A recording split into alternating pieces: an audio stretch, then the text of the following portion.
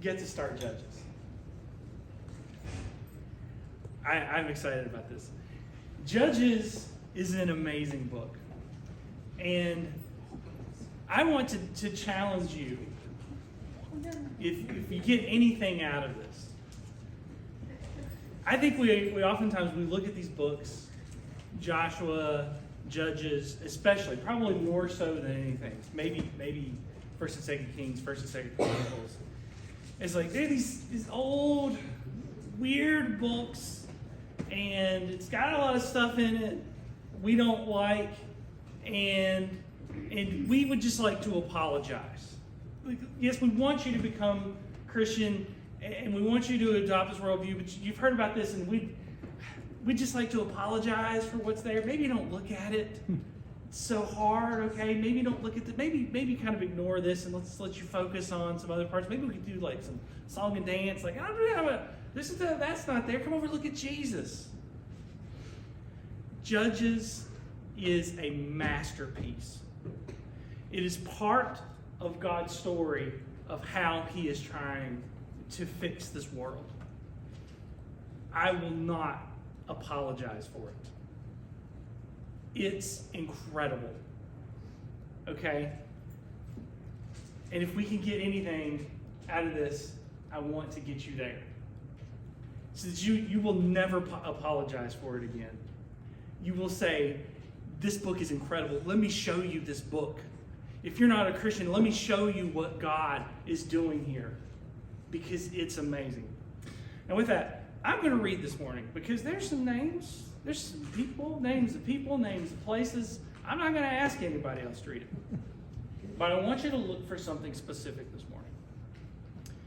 There are 5 ways that the Israelites could have interacted or did interact with the people of the land when they came in. 5 different ways. And I want you, as I'm reading this, to see if you can pick out these 5 ways. We'll try to name them after I get done. I'm going to start in Judges 1:17. I'll tell you what happens before this. Joshua dies, and now the people are kind of leaderless. And they go to God and they say, well, who's going to go on after this? And it's not a person, because it goes from Moses, there's a clear heir, it's Joshua. After Joshua, we don't really have somebody.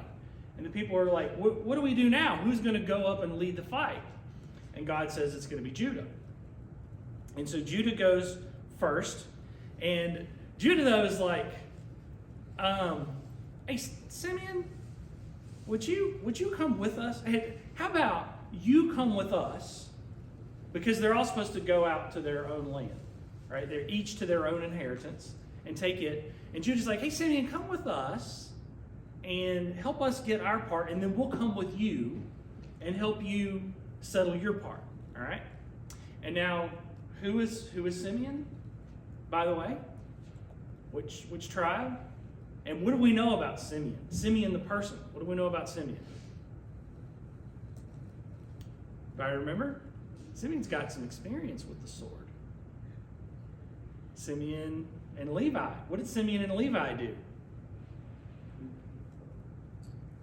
Yeah, they attacked the town to take revenge for their sister. It was those two. And so, kind of makes sense.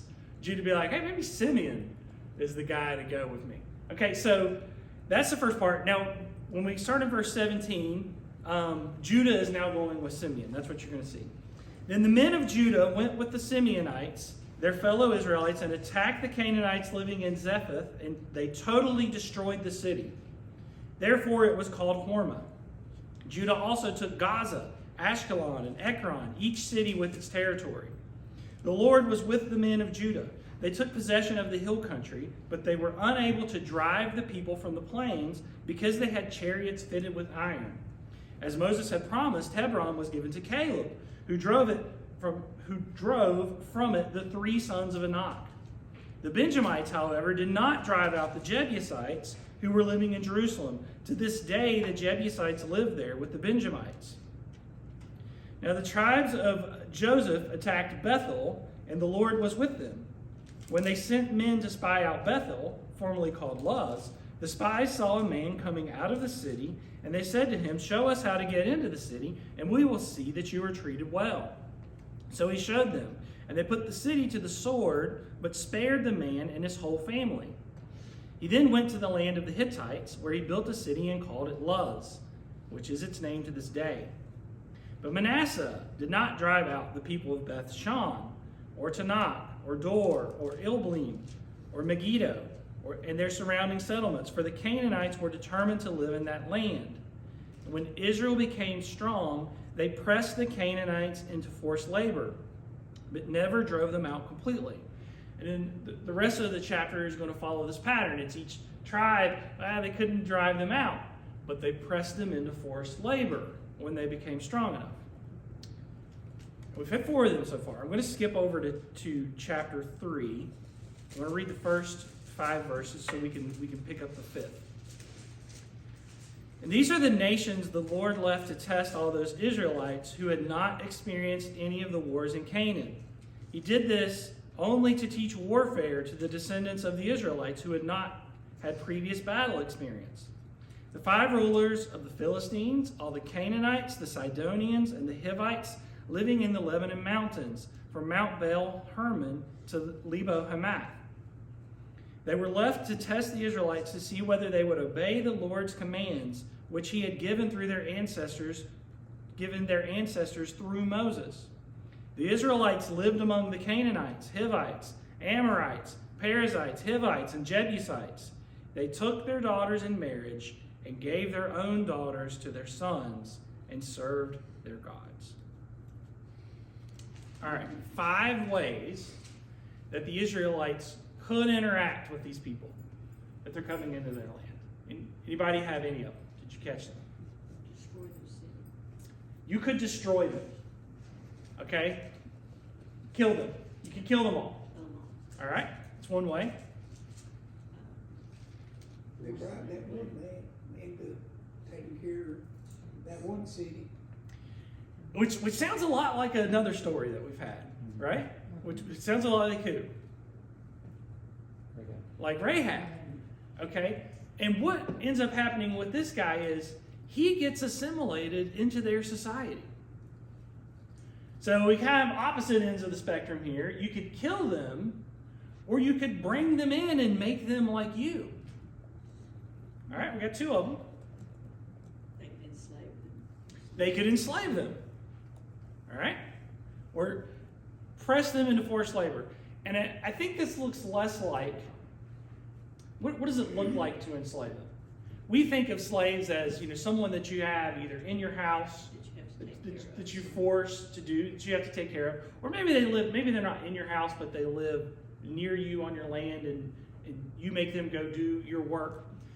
In this sense, it could also mean that our city's over here, their city's over here, they're subject to us.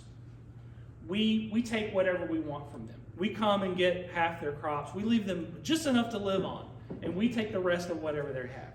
We come around a couple times a year, take what we want, things, food, people, whatever we want. And it probably means more of that, but probably also that taking people meant that they were bringing people to be slaves like we think of. But it's both kinds. So you could kill them. You could have them assimilate into your culture. You could oppress them, make them slaves. What else did we see? Drive them out, which doesn't happen. But that's the other thing you could do is you say, you people have to leave. Y'all got to go. And there's one other. Destroy them. Kill them. Kill them, that's one of them. And it's the very last one. It's why I had to go to chapter 3. Live like them. Take on their customs.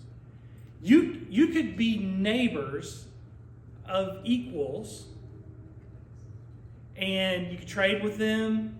And it specifically says, take their daughters for your sons and give our daughters to their sons, and then serve their gods. Now, that's not the same as oppressing them, right? If you have a vassal city over here and you're oppressing them, do you give your daughters to them? No. You take their daughters for your sons, whoever you want. You don't pay them for it.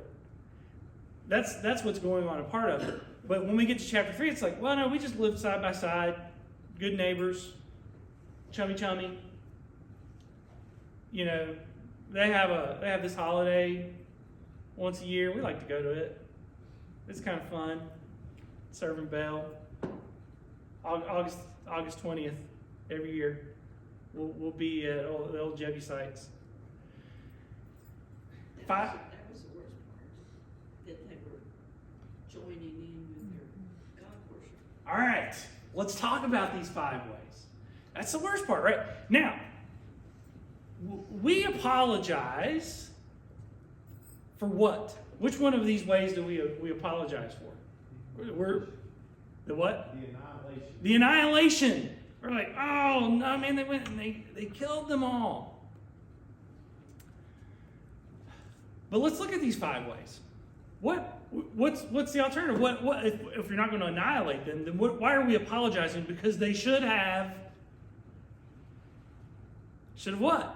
If we're apologizing for annihilating them, what should they have done instead? Just wipe them out completely. Well, that's what we're apologizing for. Converted.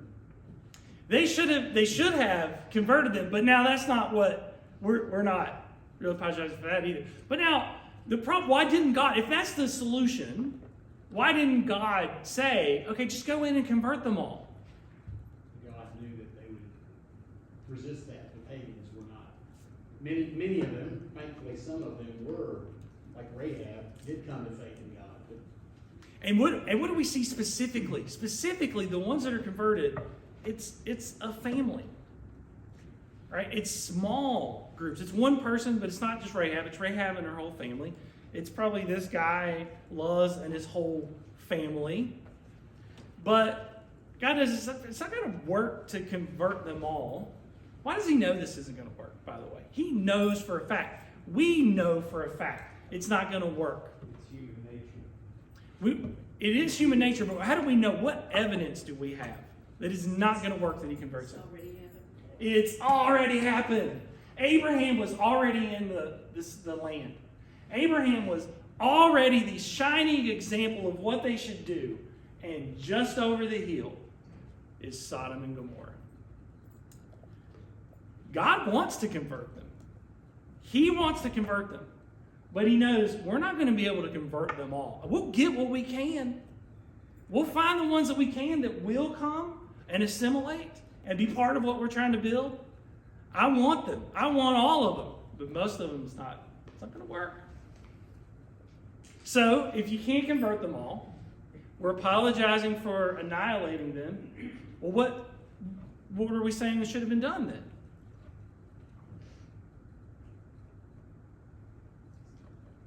Well, what about you drive them out? You could have drove them out, right? That'd be better than annihilating them, wouldn't it? What happens if you drive them out? They won't come back. They won't find you again somewhere else. They're either going to come back or they're going to go and be someone else's problem. Or die on the way. Or die on the way, or go and attack someone else and either take over that area. Driving them out is not better than annihilating them. Okay, what do we got left here? You could make them slaves. All right, let's hold on to that one for a minute. There was one other. Or you could become neighbors. I feel like I'm missing one. You could kill them. You could oppress them. You could drive them out. You could be neighbors, or you could assimilate them. We got them all, right? So we got this one. You could just oppress them. All right, I want to read something out of chapter 2 here. Chapter 2, verse 1. Read the first few verses. The angel of the Lord went up from Gilgal to Bochum and said, I brought you up out of Egypt and led you into the land I swore to give to your ancestors. I said, I will never break my covenant with you, and you shall not make a covenant with the people of this land, but you shall break down their altars. Yet you have disobeyed me. Why have you done this? And I have also said, I will not drive them out before you. They will become traps for you, and their gods will become snares to you. When the angel of the Lord had spoken these things to all the Israelites, the people wept aloud, and they called the place Bochum. There they sacrificed to the Lord.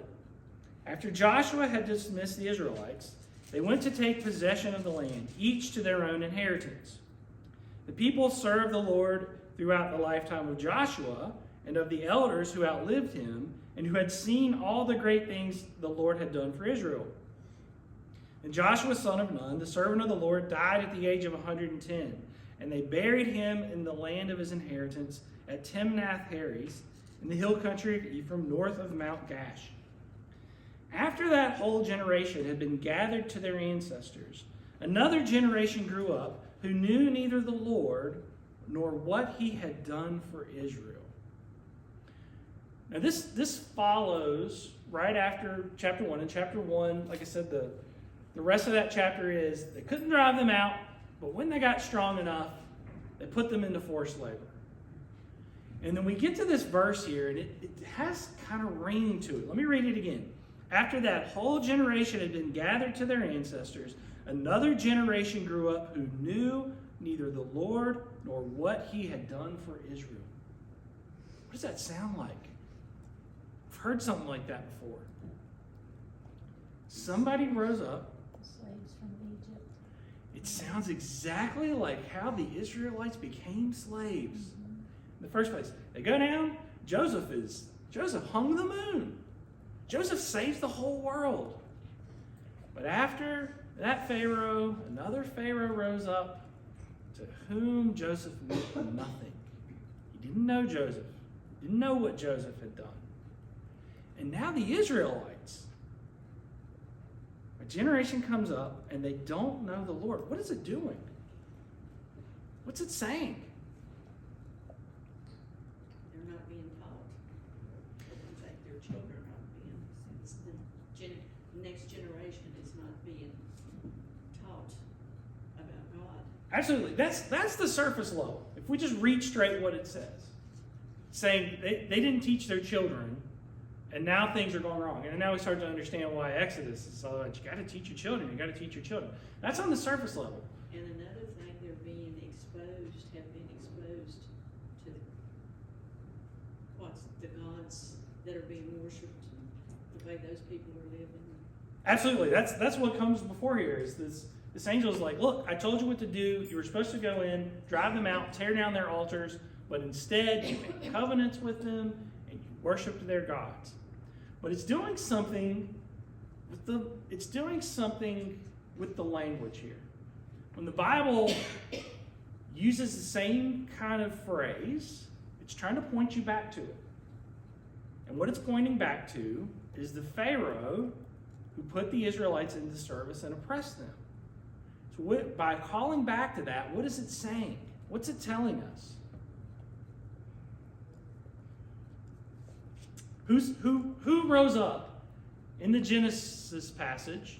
Who is it that rises up that doesn't know Joseph? Pharaoh. In this passage, who is it that rises up that doesn't know the Lord? The Israelites. So the Israelites are compared to Pharaoh. Saying, Israelites, you have become Pharaoh. This struck me. I was having a conversation with Johns about empire versus shalom.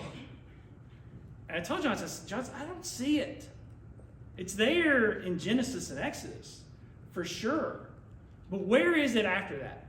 Because we don't see empire again, really until we get to Solomon. When Solomon is the empire. It turns out, no, it's here. One of the things in Joshua that happens is the kings of the land that they're going to conquer, they are compared to Pharaoh. In the same way, it uses language to describe them and talk about them, the same language that was back in Exodus to talk about Pharaoh. And now, it's saying we got a new Pharaoh in town. And the Pharaoh is you. The oppressed have become the oppressors. The oppressed have become the oppressors. Yes. What is the problem with turning them into slave labor? you become the anti-story. You become the anti-story.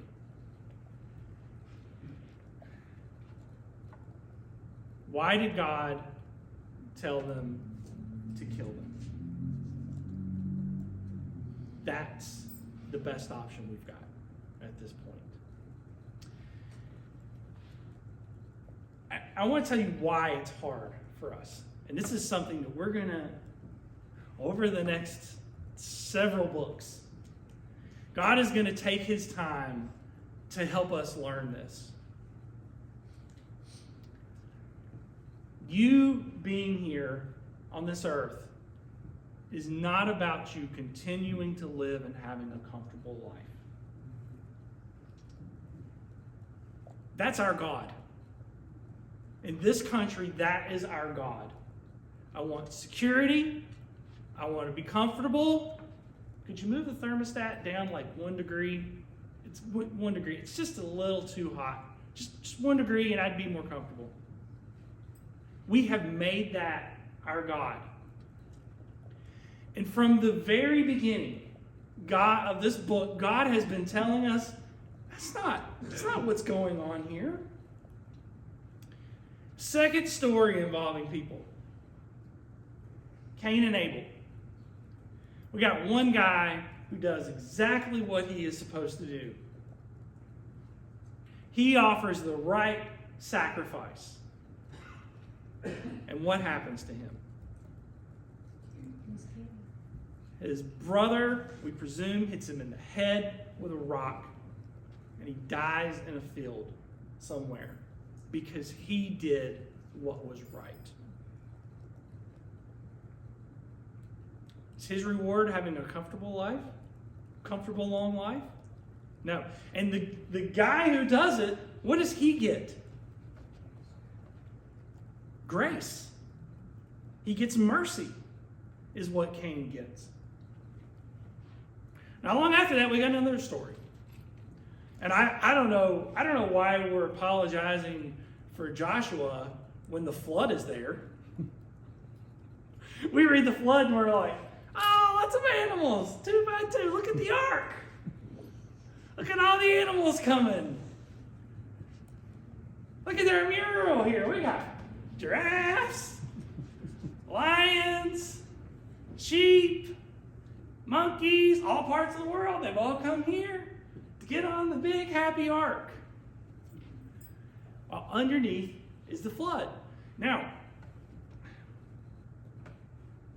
we kind of think of this like, why is God judging them? And I think most of my life I thought like, well, they were down there partying all the time, sex, drugs, and rock and roll. They're having too much fun, and God had to put an end to it. What we find is like, that's not what gets God out of bed. That's not what makes God come down here to see what's going on, to see if he needs to fix it. What makes God come down out of heaven to come down here to fix it? The cry. And we see that over and over and over again. It's the cry of the oppressed. He's not coming down here because you're having too much fun in your sin. He's coming down here because you're hurting other people, and I didn't create this world to be like that. And what is his solution? I'm going to kill them all. The oppressed with the oppressor. Because why? Because it's not about them having a comfortable life down here. Why is it not bad? How do we justify Abel gets killed? Biblically, how do we justify that? Because this just doesn't seem right that the righteous one gets killed, and the wicked one has to walk this earth and deal with the consequences of what he has done. What happens to Abel? He gets eternal life. He gets to go be with God. And Cain is going to have to walk the earth for hundreds of years thinking about what he did until the 7th generation. then he can have relief. That's the word, relief, and creation longs for it. And even though we look at the horrible things that happen to people and like whole people groups, it's a relief for that, for creation. It's merciful. Death is mercy in many situations. Yeah, and it's not, I'm not saying that that's what God wanted, because it's clearly not what he wanted. The flood is not what God wanted. What God wants is to fix things. That's what the story is about. What does God want? He wants them to be an influence, to take the people of that place, of everywhere surrounding it, and to live in the land in peace. He wants us to do what is right. He wants us to treat people right. But that's not what people are doing. He's got a plan to fix it. It's going to take the whole thing. It's going to take the whole thing before God can fix this. But he's on the way. What has he done so far? Found a guy. Found Abraham. It's like, I like this family. I could do something with this family. First, I got to turn them into a whole nation. Then I want to turn them into a kingdom of priests. Let me show them how to do that. I need you to build a tabernacle. I need you to build an ark. I need you to follow these rules. If you do exactly what I say, we can turn this thing around. We can make the earth what I meant it to be. We can make it Eden again. If you do what I say. Do they do what he says? No. No. Does God still hear the cry of the oppressed? Yes, absolutely. Does he still come down to act when things get out of hand? Absolutely. Absolutely. I want to read some more of chapter 2, because chapter 2 is going to tell us exactly what this book is about. We're going to start in verse 11. We'll just pick up. That's where we were, verse 11. Then the Israelites did evil in the eyes of the Lord and served the Baals. They forsook the Lord, the God of their ancestors, who brought them out of Egypt. They followed and worshipped various gods of the people around them. They aroused the Lord's anger because they forsook him and served Baal and the Ashtoreths. In his anger against Israel, the Lord gave them into the hands of raiders who plundered them. He sold them into the hands of their enemies all around, whom they were no longer able to resist. Whenever Israel went out to fight, the hand of the Lord was against them, to defeat them, just as he had sworn to them. They were in great distress. Then the Lord raised up judges, who saved them out of the hands of these raiders. Yet they would not listen to their judges, but prostituted themselves to other gods and worshipped them. They quickly turned from the ways of their ancestors, who had been obedient to the Lord's commands. Whenever the Lord raised up a judge for them, he was with the judge and saved them out of the hands of their enemies as long as the judge lived. For the Lord relented because of their groaning under those who oppressed and afflicted them. It's the God who hears the cry. But when the judge died, the people returned to ways even more corrupt than those of their ancestors. Following other gods and serving and worshiping them, they refused to give up their evil practices and stubborn ways. And that is the book of Judges. It's going to happen over and over again. And what did it say is going to happen each time? Each time it's going to get more. It's going to get more evil. We're going to see that in Judges. I said this book is a masterpiece. It is a masterpiece. Compared to everything that men have written, nothing that men have written is like this. It is beautiful in its language. It's beautiful in its symmetry. Part of what it's going to do is there are going to be chiasms within chiasms. Chiasms stacked on side of chiasms like this. Chiasms and chiasms and chiasms. And apart from that, there's some really interesting stories. Like, This is just, it's story after story that's like, I want to hear what's next. What happens next? It's flashy characters with unique things about them. It's the unexpected happening again and again and again. But it's also the story of how God is going to fix the world, what God is trying to do. And when we get to the end, like, there's a series of stories. And I've taught it here on Wednesday before. Some of you have heard of it. It's the wildest, craziest, most disturbing thing I've ever read. And there are deep lessons. There are, I don't want to say theological questions, because we think of theological questions like, it's some ivory tower thing. No, it's going to deal with questions of what is right and wrong. What do we do? And we've had like a little bit of that with Rahab. Because Rahab, she's going to break one of the 10 Commandments. Right? And was that right? I see some heads shaking. It's a question we got to deal with. Oh man, Judges is going to punch so much harder than that, and ask you, is this right? That's what Japheth's doing. Is that right? How they deal with the Benjamites? Is this right? What's going on here? What are we supposed to do? And Judges is going to hit you with that. And like I said, with its symmetry, it's unbelievable that it's able to tell these stories that keep our attention this well. And it's able to bring this theme through the whole Bible about what this whole story is doing. And every sentence is going to be part of multiple chiasms. And it's going to do so much work to make these chiasms work. I don't know how it's written like that. I don't know how it does it. It's incredible. All right.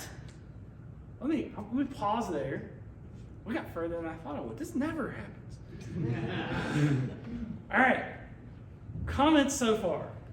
What have you seen? What questions do you have? Because we've covered a lot already. I just see this, look back to the story of Joshua at the very beginning, and the angels stand there, and Joshua says, who are you for? Are you for us? And the angel says, neither. Well, you see that played out in Judges over and over again. And it's just a really neat thought to think that, yeah, God's not for them in all places. And eventually, like you say, they become the anti-story, and so where do we go from here? This is God's people, this is His hope, and they've become who they're not supposed to be. I tell you, a good part of my life, I had this in my mind, what's going on in this land? You got Israel. Well, you got the good guys wearing the white hats that God gave this land to, that they're good. And then you got the bad guys that live there, and they get defeated because that's what they deserved. That's not the story that's being told here. Not one bit. And first off, do they deserve it? I think we saw that in Exodus and Leviticus and Numbers and Deuteronomy. No, not because they deserve it. No. And is God trying to, just all the other people, we've got to punish them and just, kill them because they're wrong? Is that what God's trying to do? No. Does God just go down to Egypt to embarrass the Pharaoh, to just show how puny he was and how big God was, that he could deal with Pharaoh? No. He wants him. He wants us all. He wants all of his children at the party. He absolutely does. But it's a rocky road to get there. It's such a rocky road to get there. Anything else? God working in brokenness. God working in brokenness. All right, I'll tell you what I'm going to do. I'm going to summarize a couple of these chapters. Our first judge is going to be Othniel, and he was already there in like the prelude. These first couple of chapters are like the prelude until we get into our pattern of the judges. Othniel is going to be the first judge. There's not really much about him. Then we got Ehud. Ehud is, come on, Ron, you want to say it. Ehud's like you. He's a lefty. He's a lefty. He's a lefty, and I don't know, in this day and age, like, you don't check the dude's right thigh for weapons. Because you can't pull out of there with your right hand. And he goes in and he stabs a king that's so fat. He's so fat that the sword just gets lodged in there. And Ehud's like, well, that's gone. I like that sword. Never going to see that again. And he leaves. But then from that, they get victory. And I want to just show you this pattern, okay? Every time this beginning of Ehud's story starts, again, the Israelites did evil in the eyes of the Lord. And I'm looking at my children to smile because we studied this book and just like, we just kept laughing harder and harder every time that we read. It's not funny, but it happens at the beginning of every single story. It happens with Othniel. Chapter 3, verse 7, the Israelites did evil in the eyes of the Lord. It doesn't say again, because he's the first judge. Every time after that. Again, the Israelites did evil in the eyes of the Lord. And because they did this, they end up oppressed. But then at the end of every story, so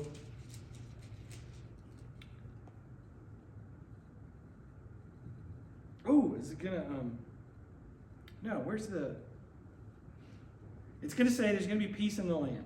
And why can't I find it? Verse 30. Yes. That day Moab was made subject to Israel, and the land had peace for 80 years. Every story, well, not every story, because we're going to find at a certain point there's no longer peace. The Israelites are going to do evil. There's going to be a judge rise up, but there's not going to be peace in the land while he's there. All right, then we got like, this guy may be the shortest, Shamgar. He only gets one verse. He too saved Israel. So we get about him. And then we have Deborah and Barak. And we're going to end up having two women in this story. So we got Deborah, who's the judge. And what other woman is going to be here? Jael. And the king of the commander of the other army, Sisera, is going to be fleeing. He's going to come into her tent. She's going to put him to sleep with some warm milk and then a tent peg through the head. I told you, man, these stories are, it's got interesting stories. And then there's a song. So Deborah's going to sing a song. What does that remind us of? We've had a song after victory. Another lady, too. And another lady. Well, Miriam comes in at the end. So it starts out, it's the Israelites, it's the men singing. I'm not sure who leads it, if it's Moses or who. But then at the end, Miriam comes in with the ladies and the timbrels, and they have their part of their song. This is right after the Exodus, right after they go through the waters and the waters come in on the Egyptian army. We've got the song, so we've got another song here. And then we're going to get to Gideon. And I want to read a few verses here. And I want to leave you with this. And then what I want you to do is I want you to go home this week. As we're studying this, I want you to read Judges, if you will. Try to read a chapter a day or half a chapter a day. Might do it. Because I want the insights from you, because I don't have them all. I most certainly don't have them all. And I want us to do this together. But I want to read part of this here. And I want to show you really the first thing that I saw in Judges. I'm going to start in chapter 7, verse 9. And during that night, the Lord said to Gideon, "Get up, go down against the camp, because I am going to give it into your hands." Now, there's something about Gideon. Gideon keeps needing reassurance, right? That's his story. I put the fleece out. I want the fleece to be dry and everything else to be wet. Everything else to be wet. The fleece to be wet and everything else to be dry. He keeps needing assurance. So God says, if you are afraid to attack, go down to the camp with your servant Purah and listen to what they are saying. Afterward, you will be encouraged to attack the camp. So he and Purah, his servant, went down to the outposts of the camp. The Midianites, the Amalekites, and all the other eastern peoples had settled in the valley thick as locusts. Their camels could no more be counted than the sand on the seashore. Y'all hearing anything in here that rings a bell? Any of this sound like something we've heard before? Abraham's descendants are promised to be as numerous as the sand on the seashore. What else? We got locusts. What does that remind you of? It's one of the plagues. The first thing that caught my attention, he's afraid to go down, and God says, I got somebody to go with you. Does that ring a bell? Moses. It sounds like Moses and Aaron. Oh man, okay, let's keep going. And Gideon arrived just as a man was telling a friend his dream. I had a dream, he was saying. A round loaf of barley came tumbling into the Midianite camp. It struck the tent with such force that the tent overturned and collapsed. We read this and Cade laughed because it's just this image of this barley loaf rolling down the hill. And it's kind of funny. I was like, wait a minute. Has this got some significance? And I tell you what, I've been wrestling with this for months and months and months, and I don't know. In the ordination of the priest, there are 3 loaves that are used. One of them is round, one of them is flat, one of them is unleavened. But it's not barley. It's made out of wheat. Barley is the common man's bread, right? It's the cheapest kind of bread. I don't know what this is about, but it has an effect on Gideon. Well, first let me read verse 14. His friend responded, this can be nothing other than the sword of Gideon, son of Joash, the Israelite. God has given the Midianites and the whole camp into his hands. Now that's pretty amazing, right? That you go sneak down into the camp of the enemy, and they're telling this story about this barley bread, and rolls into the tent. Oh yeah, that's Gideon. That's amazing in itself. But Gideon gets this idea when he hears this. When Gideon heard the dream and its interpretation, he bowed down and worshipped. He returned to the camp of Israel and called out, get up! The Lord has given the Midianite camp into your hands. Dividing the 300 men into 3 companies, he placed trumpets and empty jars in the hands of all of them with torches inside. Now, first off, where have we had a torch?